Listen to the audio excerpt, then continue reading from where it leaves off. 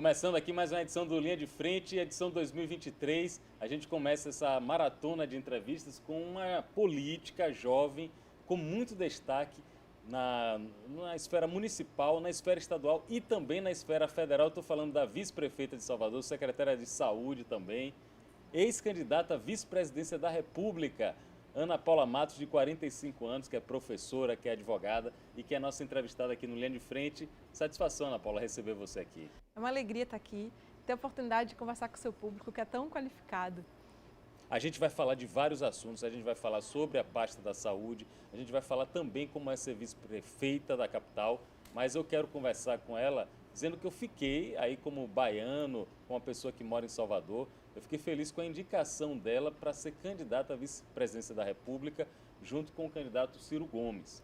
Para mim é um motivo de relevância da política baiana. O que foi que você aprendeu nesses meses de campanha como candidata a vice-presidente? Eu aprendi mais um pouquinho sobre a diversidade do povo brasileiro.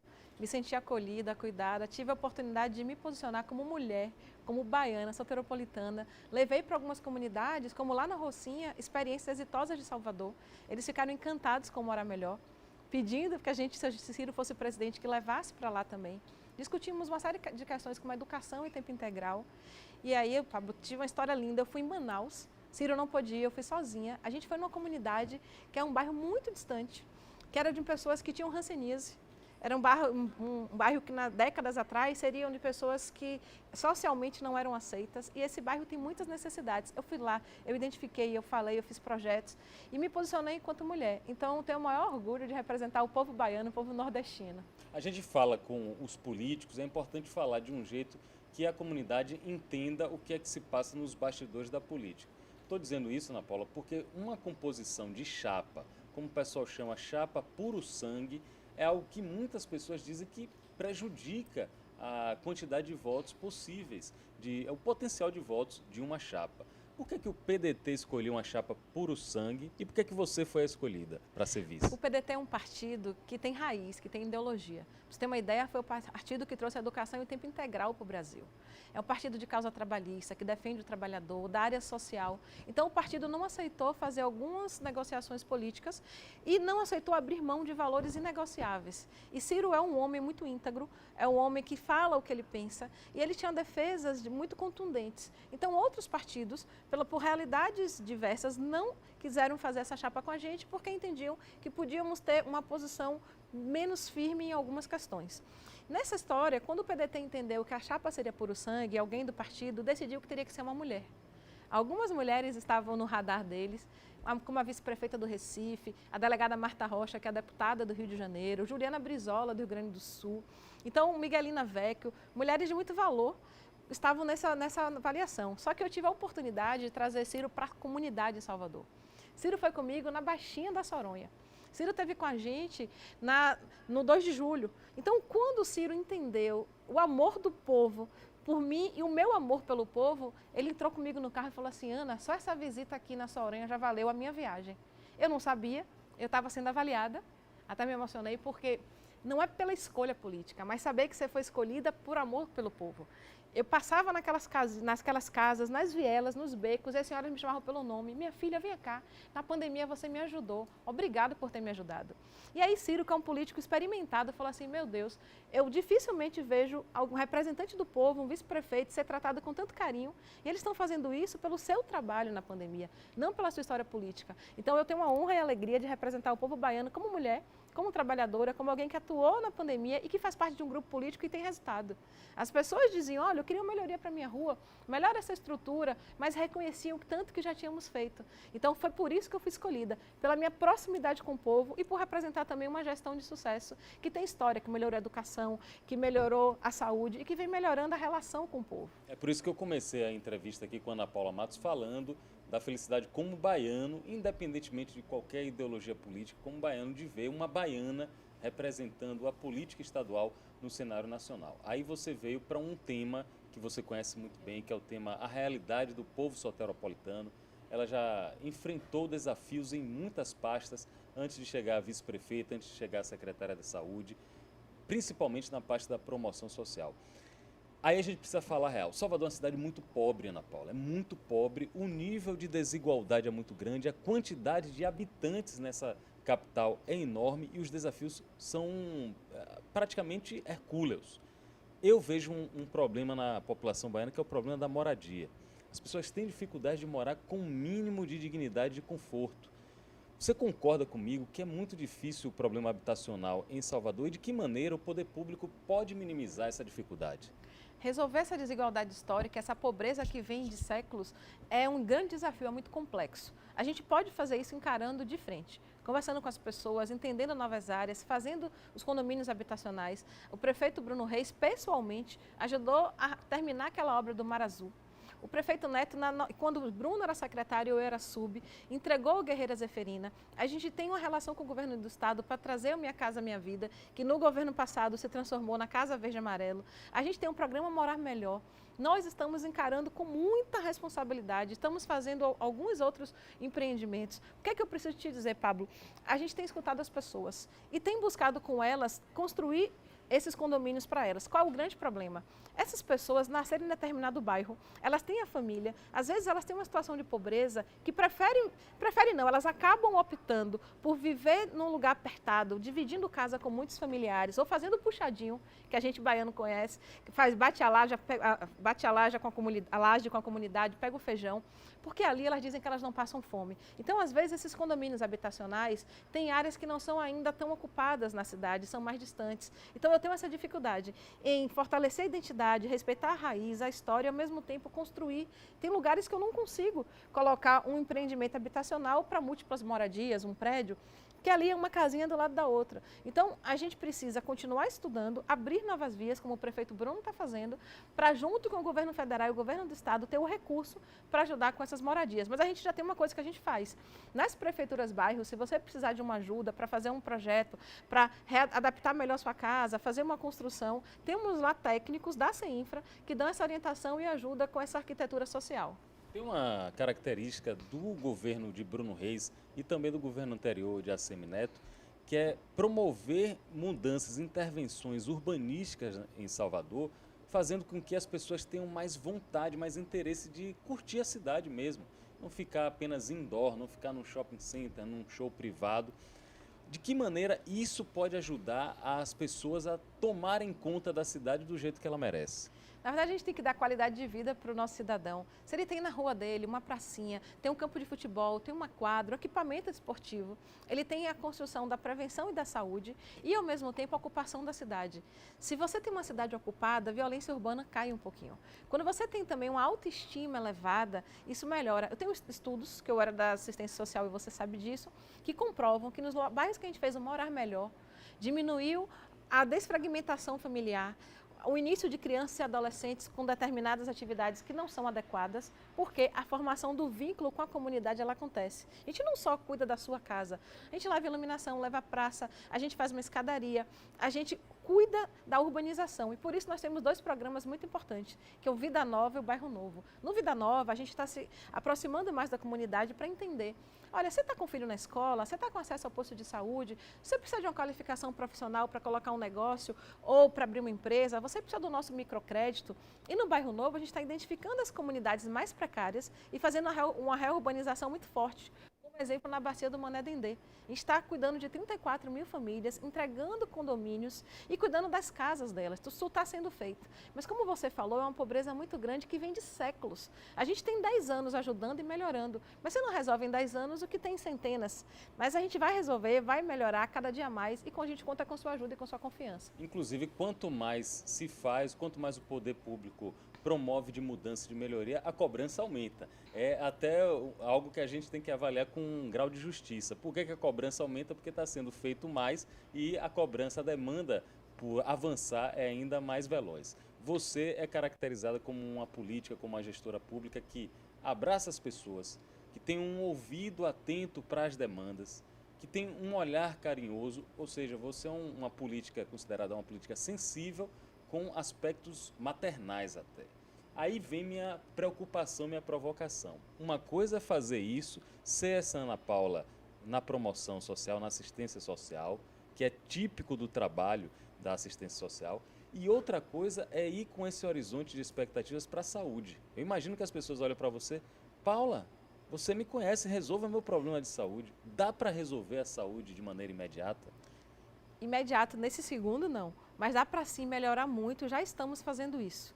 A escuta é a principal característica para que a saúde dê um resultado mais rápido. Escutando as pessoas, escutando os técnicos, escutando os profissionais e os gestores que já tem na pasta, a gente tem conseguido, com pequenas ações, melhorar muito a vida das pessoas.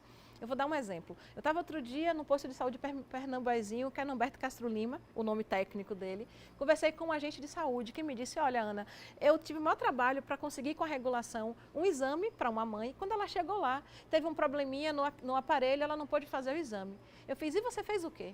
Ele, não, nada, porque isso acontece. Eu falei, não, vamos mudar agora esse processo. Eu liguei para a diretoria de regulação, falei com o Eduardo, que é um subcoordenador responsável, e disse, Eduardo, faz uma orientação para todos os postos e explique, quando acontecer isso, você precisa ser comunicado para que imediatamente você realoque essa pessoa no próximo horário mais próximo e se foi um problema de gestão da clínica, ela tem que ser orientada e, se for o caso, até penalizada contratualmente. Então, a fala de um servidor me fez mudar um processo.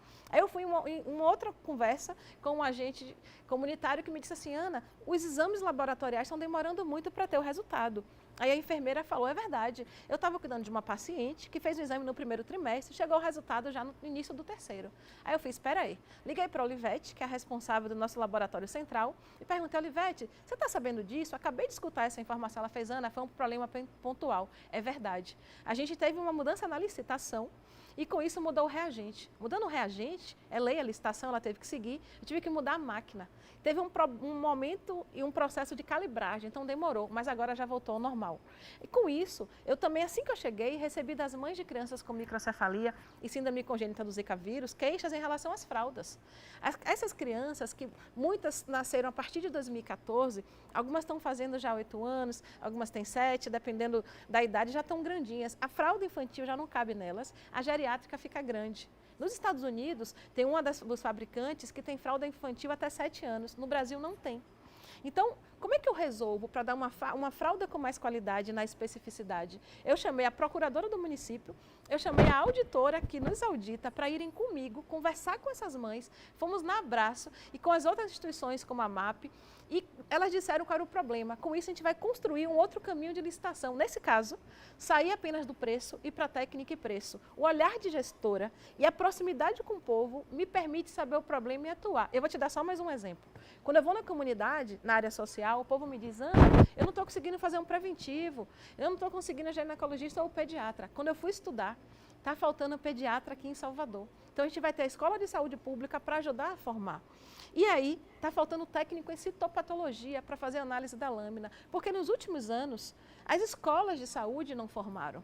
Então, eu não posso pegar também um profissional não preparado. Ou seja, a minha escuta e meu trabalho social dá proximidade, a cobrança é maior, me dá uma dor e uma responsabilidade em atender rápido. A dor se eu não consigo e a responsabilidade, mas por outro lado, me dá condições de saber que perguntas fazer e construir o melhor fluxo de gestão para resolver o mais rápido possível. Afinal, o que ela está falando aqui vale para a iniciativa privada, é adotado na iniciativa privada e tem que ser na gestão pública. Quanto mais o gestor, quanto mais o supervisor, o gerente, o diretor de uma empresa conhece do trabalho de quem está abaixo dele, melhor ele tem condições de cobrar e também de dar sugestões, dar possibilidades. Um nosso amigo em comum, o ex-secretário de Saúde, Léo Prates, hoje deputado federal, já sentou nessa cadeira aí algumas vezes para conversar com a gente sobre saúde, e ele tem uma visão sobre saúde, sobre a verba que é destinada para a saúde no Brasil, uma visão até preocupante. Ele disse, Pablo, como deputado federal, eu vou chegar lá, minha meta é desburocratizar muitos dos processos relacionados à saúde que fazem com que a saúde no Brasil seja muito cara. Cara no sentido de dispendiosa mesmo, de custosa. Eu estou fazendo esse preâmbulo todo para fazer uma pergunta.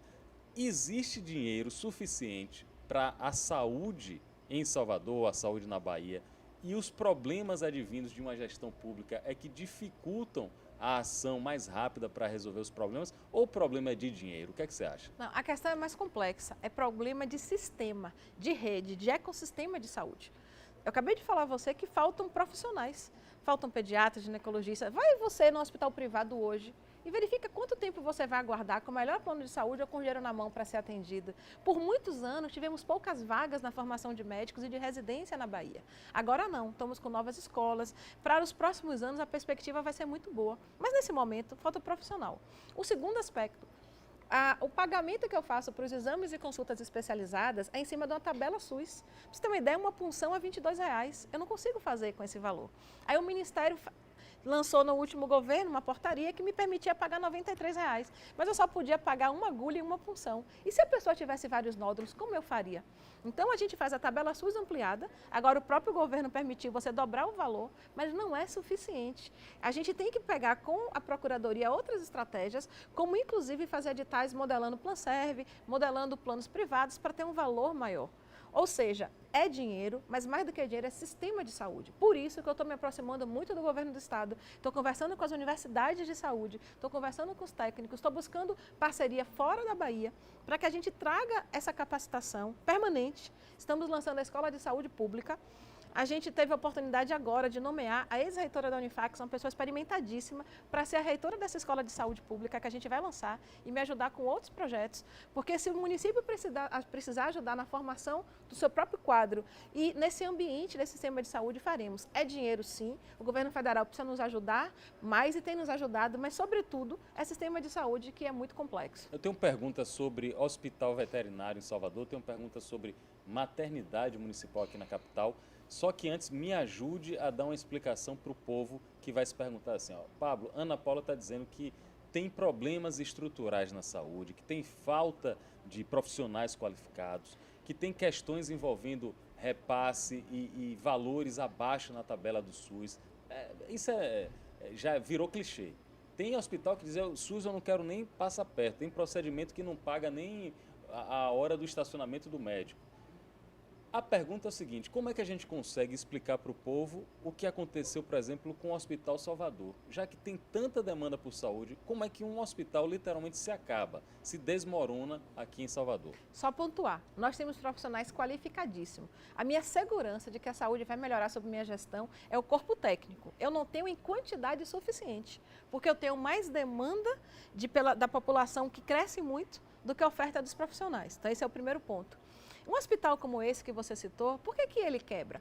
Porque eu não tenho um pagamento adequado em relação ao custo. Os insumos, para eu fazer, por exemplo, uma punção, tem o custo da agulha. Se eu pego a pandemia, ela traz um custo que não estava contabilizado antes, com maior número de máscaras, de luvas, com mais questão de álcool gel, com mais sistemas de protocolos, menor número de atendimentos. Então, isso é um sistema. Ana, por que você acha que vai melhorar? Repito, profissionais qualificados, patrocínio da gestão, o prefeito Bruno já me disse que o recurso que for necessário ele vai investir, relação e melhoria de fluxos. Eu sou uma gestora, com todo respeito, com muita humildade, que tem uma formação muito grande na área. Eu sou advogada, eu sou administradora, eu tenho pós-graduação em finanças e tenho mestrado em administração. Eu sou uma pessoa que conhece o município. Então, qual é a minha maior qualidade ou maior meta? Ouvir os profissionais, saber que perguntas fazer, e isso eu pego com o povo, e entender com esse profissional qual é o melhor sistema. Eu vou te dar um dado. Quando você pega a fila de regulação, eu tenho uma fila que na minha cabeça ela está suja. Por que suja? Tem informações que têm que ser retiradas. Eu tenho grávidas desde 2018 esperando um pré-natal. Não é possível, a criança já nasceu. Então aí é um sistema de fluxo para conversar com o Estado, conversar com o próprio Ministério Público para limpar essa fila. Eu já estou conversando com a Secretaria de Tecnologia para ter um sistema onde eu possa ligar para as pessoas e entender se aquela demanda dela tão antiga, desde 2018, ainda é real, para eu fazer os mutirões como estamos fazendo. Então, eu estava agora de manhã num conselho com outros secretários de saúde do estado da Bahia toda. Hoje à tarde eu vou estar na CIB para entender como é que eu posso, juntos, enquanto sistema, melhorar a pactuação e fazer essa fila andar.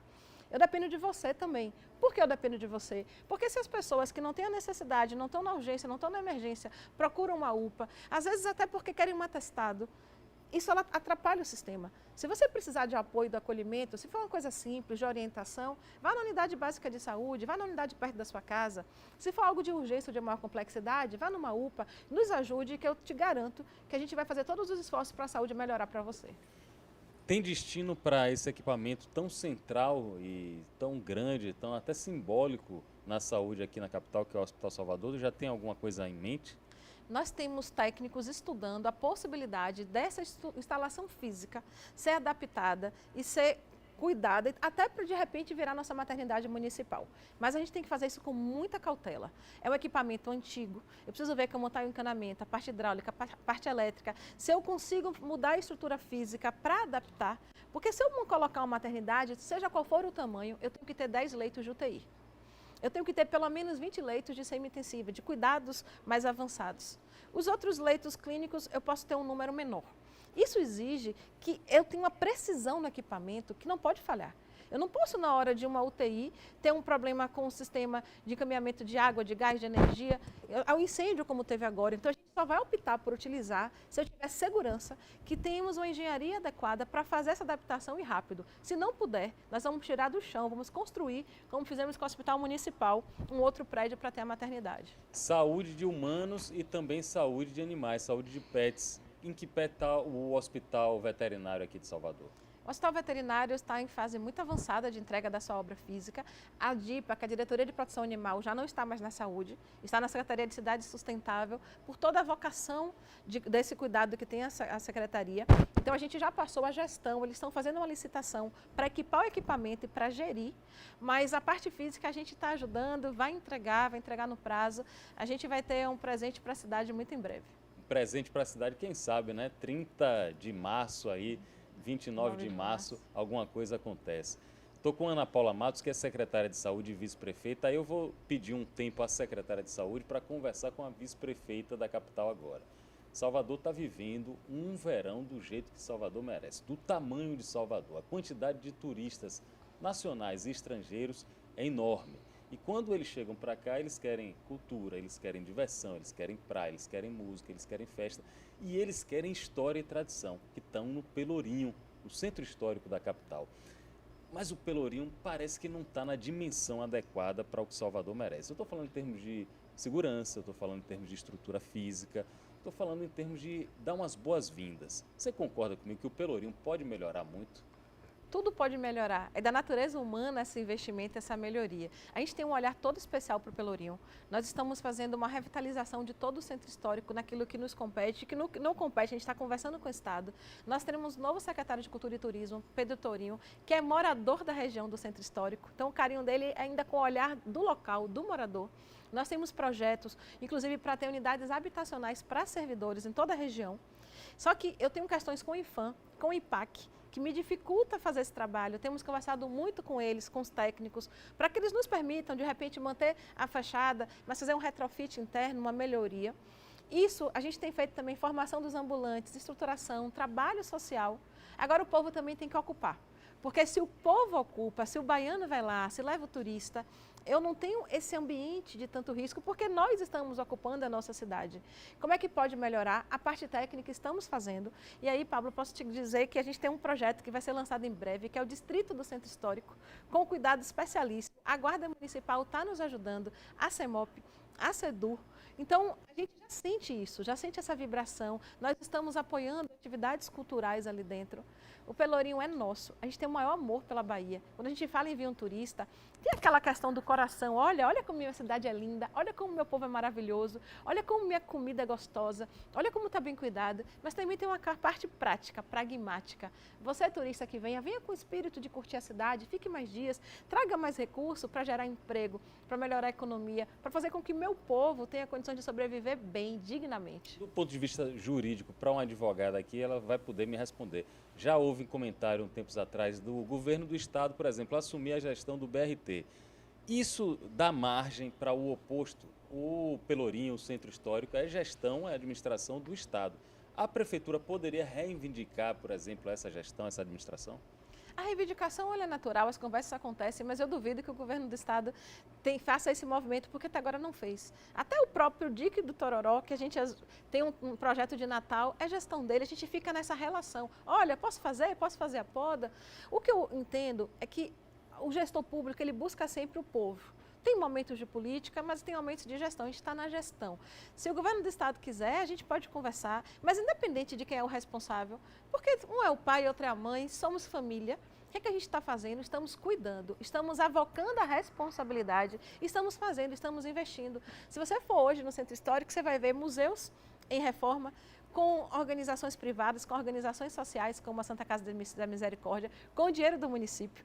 Projetos como a própria catedral, com iniciativa privada sendo lá administrada por iniciativa do Padre Abel. Então, você começa a ver que quando a sociedade se une, o patrocínio privado, o patrocínio público, o olhar do gestor melhora. Nós estamos com esse olhar, nós temos um carinho especial e vamos lançar o Distrito do Centro Histórico. Então, se no direito, quem vai ser o pai ou quem vai ser a mãe, aí vai se decidir no tempo certo, mas no coração nós já somos o pai e a mãe do Pelourinho, estamos fazendo esse trabalho com muito amor. É aquele afilhado, aquele filho, aquela criança que não é seu no papel não, mas que você cuida com amor, é o Pelourinho pra gente.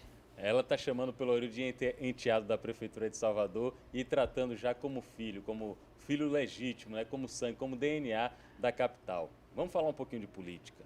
Vice-prefeita da capital, o ex-prefeito, ex-candidato a governo, Assemineto, já lançou o Bruno Reis como candidato dele à reeleição, mas a reeleição, caso aconteça, só pode ser feita uma vez. Caminho natural em política é o vice querer ser o prefeito, o governador, o presidente. É o seu caminho natural, é o seu desejo ser prefeita de Salvador? Eu sou servidora pública concursada. Meu caminho natural é no dia que Deus determinar, voltar para a Petrobras. Mas se eu tiver a honra de ser prefeita da minha cidade, encararei com muito amor, agradecerei a Deus. Mas no meu projeto hoje é ser a melhor secretária de saúde que eu puder. E se Deus me permitir, poder ser reeleita vice-prefeita. Mas eu te garanto que Bruno é um prefeito preparadíssimo. Espero que no momento certo ele se coloque como candidato à reeleição. E se o fizer, tenho certeza que a cidade de Salvador vai reconhecer o seu trabalho e reconduzi-lo. Só que Bruno tem dito, olha, não é momento de política, é momento de trabalhar. E ele está entregando obra, está cuidando de projetos. Então, do meu coração, terei a honra de ver o meu prefeito reeleito. Agora, a cidade é uma cidade que nos apoia muito. Então, se a cidade me quiser, ainda como vice-prefeita, estarei aqui disposta. O futuro está na mão de Deus. Eu nunca imaginei ser candidata a vice-presidente e fui. Então, quem sabe o que o destino nos reserva? O que Deus permitir, eu farei. Mas eu te garanto, sempre, com cargo ou sem cargo, o meu amor pelo meu povo, pela minha cidade é enorme. É possível em algum momento, caso Léo Prates, que é do mesmo partido, reivindicar uma candidatura a ser prefeito, candidatura a ser vice-prefeito, é possível dessa reivindicação haver algum tipo de conflito, algum tipo de disputa política entre você e Léo Prates? Não acredito. Primeiro que Léo Prates respeita a história.